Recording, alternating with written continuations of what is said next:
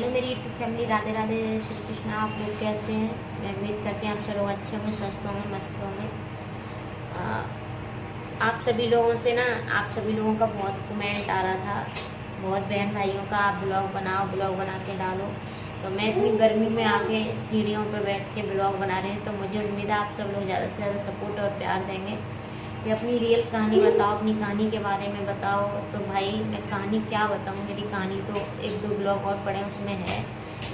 मैं ना एटा से हूँ, यूपी ब्यासी एटा, जहाँ मेरा बचपन था, पली बड़ी थी और खेली कूदी थी। तो एटा जिला से हूँ और मेरी शादी ना नोएडा में हुई थी। और शादी के बाद तो मेरी ज़िंदगी शुरुआत में तो ठीक ही चली, उसके बाद में तो मेरी ज़िंदगी की धज्जियाँ उड़ती चली गई। कहीं ना कहीं मैं गलत इतनी होती है, लोग मुझे बदनाम इतना करते हैं, मुझे बहुत फंसाते हैं, क्योंकि उस टाइम ना देखो, एक लड़की को बदनाम करने के लिए लोगों को पता नहीं कोई सी हद तक जाना पड़े चले जाते हैं। अपना अपना कोई नहीं देखता है, सिर्फ एक लड़की को बदनाम करने के लिए लोग कुछ भी कर सकते हैं। और मैं यहाँ तक है, मेरे दिल और मेरा भगवान जानता है मैं कितनी गलत हूँ, कितनी सही हूँ। मुझे किसी को सफाई देने की कोई ज़रूरत नहीं है, न मैं देना चाहती हूँ किसी को। आज जैसी भी हूँ, खुश हूँ अपने बच्चों के साथ, चाहे नमक रोटी खा रही हूँ, खुश हूँ। जब मैं बुरे टाइम में थी ना, तब मेरा हर किसी ने साथ छोड़ दिया था, ना ससुराल साथ में था, ना मायका साथ में था, सिर्फ मेरे 2 बच्चे। मुझे वहाँ से निकाला गया था ज़बरदस्ती। मैं बहुत कोशिश करती थी, जल्लादों के बीच में फंसी थी। पता है, जिसका पति गलत होना उसका कोई नहीं होता है, उसे तो मैं बहुत छुपाती चली है। आज सोशल मीडिया पे सारी चीज़ें मैं ओपन करती हूँ और करूँगी। लोग ना मेरे चरित्र को लेके बोलते हैं ऐसी है वैसी। हाँ, मैं हूँ, मेरी ज़िंदगी है, मुझे जीने दो, मुझे अपने बच्चों के साथ खुश रहने दो। प्लीज़ मेरे पीछे कोई ना पड़े। और कहीं ना कहीं मेरे बच्चों का, मेरे मरने के जिम्मेदार मेरे ससुराल पक्ष के होंगे सब। और मुझे जान से मारने की भी धमकी देता है मेरा हस्बैंड है, वो जान से मारने की धमकी देता है। और अगर मुझे और मेरे बच्चों को कुछ होता है तो प्लीज़ मेरा पति, मेरा जेठ जेठानी, ये सब लोग जिम्मेदार होंगे। और मैं आज बच्चों को लेके ना रेंट के रूम में रह रही हूँ। मैं ही जानती हूँ कैसे रह रही हूँ, मेहनत मजदूरी करके बच्चों को पाल रही हूँ। आपको सिर्फ मेरी बुराइयाँ नज़र आती हैं, अच्छा ही नज़र नहीं आई। मैं तो भगवान पे भरोसा करती हूँ, तुम्हारे तो हाल ना बेहाल होंगे, देखना तुम टाइम आने तो अपना। वैसे भी तो इन लोगों की कोई इज्जत नहीं है। मेरी सास ना बहुत अच्छी थी, और सास के जाने के बाद में इन लोगों की गली में सारे इतनी बुराइयां करते हैं। पूरा खोड़ा इनको इतने अच्छे से जानता है, जहाँ मेरी ससुराल थी वो खोड़ा में थी, इतने अच्छे से जानता है। इनकी तो ना सब गालियाँ देते हैं इन्हें, ये अच्छे बनने की कोशिश करते हैं लेकिन है नहीं है। भाई पहले अपना देखो, तब मेरे बारे में बोलना कि ऐसी है वैसी है। मेरी ज़िंदगी, हाँ मैं गलत हूँ, अब रोक के दिखाओ तुम लोग।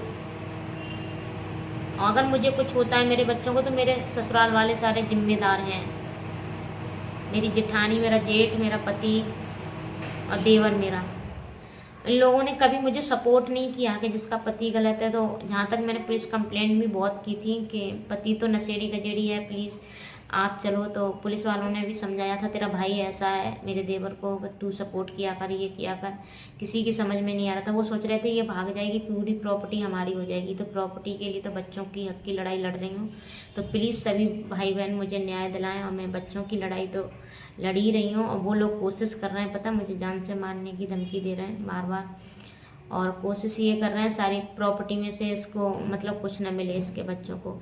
बोलते हैं अरे दूसरे लड़के के साथ रह रही है, ये कर रही है वो। हाँ मैं रह रही हूँ, अब मेरी ज़िंदगी, मैं कुछ भी करूँ तुम लोग कोई कुछ नहीं कर सकते। मैं अपने बच्चों के लिए रह रही हूँ, मुझे जीने दें, कोई भी परेशान ना करे प्लीज़। न मेरे मायके वालों को, किसी को कोई परेशान ना करे। बहुत परेशान करते हैं, हमारे पापा तो वैसे ही बहुत परेशान है, और परेशान किया जाता है तो क्या ही बताऊं। लोग बाग उनकी औकात बताऊंगी ना आपको, तो आप खुद ही सोचोगे कैसे लोग हैं, इतने घटिया हैं। मैंने जो दर्द झेले ना, वो मेरा दिल जानता है। मैं पति को पति मानती रही, पति इतना बेकार निकला। आज नहीं कल सुधरे, कल नहीं परसों सुधरे। सुधरने के इंतजार में मैंने 6 साल बिताए थे, लेकिन बिगड़ा हुआ इंसान कभी सुधरता नहीं है, ये मुझे पता था। मुझे इतने कष्टों में रखा गया था, और कुछ 1 साल से तो इतनी मेरी, क्योंकि मुझसे कुछ गलतियाँ हुई थी तो उस वजह से मुझे तो इतना परेशान किया गया था। गलतियाँ क्या हुई थी, मारपीट से ना मैं घर से बाहर निकल आई थी तो मुझे इल्ज़ाम डाले गए, भाग गई, ये हुआ वो हुआ। लेकिन बुराई सबको दिखी लेकिन परेशानी किसी को नहीं दिखी। भाई मेरी लाइफ है, मुझे जीने दो, मुझे किसी से कोई मतलब नहीं। सभी से मैं बोल रही हूँ और अपनी यूट्यूब फैमिली से बस यही बोलूँगी, आप लोग सपोर्ट करें ज़्यादा से ज़्यादा। मेरे सभी यूट्यूब फैमिली, मेरे दोस्तों जितने भी हैं, मेरे सब्सक्राइबर, सभी ज़्यादा से ज़्यादा सपोर्ट और प्यार दें।